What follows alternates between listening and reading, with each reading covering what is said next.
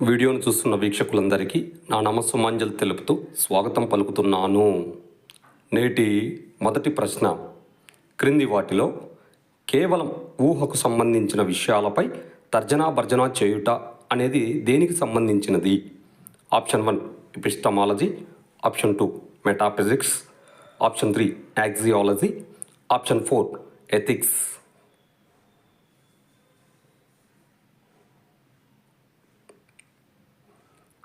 ఇందులో correct option 2 metaphysics. మరో ప్రశ్న, క్రింది వాదములలో ఏ వాదమును ఉత్తమ ధర్మవాదము అని పిలుస్తారు? ఆప్షన్ 1 ఆదర్శవాదము, ఆప్షన్ 2 యథార్థవాదము, ఆప్షన్ 3 ప్రాకృతికవాదము, ఆప్షన్ 4 వ్యవహారికవాదము.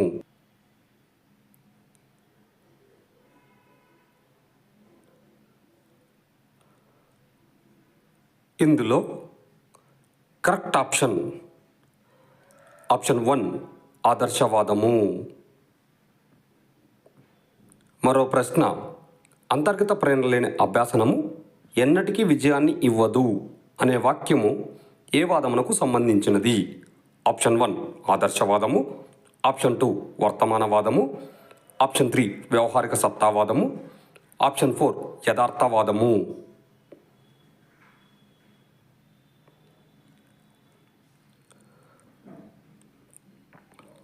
ఇందులో కరెక్ట్ ఆప్షన్ 3 వ్యవహారిక సత్తావాదము. మరో ప్రశ్న, క్రింది వాటిలో అత్యంత పురాతనమైన వాదమును గుర్తించండి. ఈ ప్రశ్న ఏపీడిఎస్సి 2012లో అడిగిన ప్రశ్న. ఆప్షన్ 1 యథార్థవాదము, ఆప్షన్ 2 ప్రాకృతికవాదము, ఆప్షన్ 3 వ్యవహారికవాదము, ఆప్షన్ 4 సంభావితవాదము.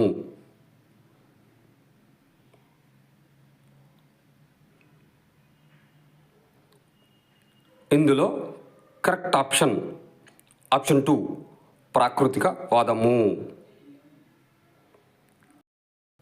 మరో ప్రశ్న, సంభావితవాదము అని ఏ వాదమునకు మరొక పేరు? ఆప్షన్ 1 ఆచరణవాదము, ఆప్షన్ 2 నిత్యకృత్యవాదము, ఆప్షన్ 3 పదార్థవాదము, ఆప్షన్ 4 వర్తమానవాదము.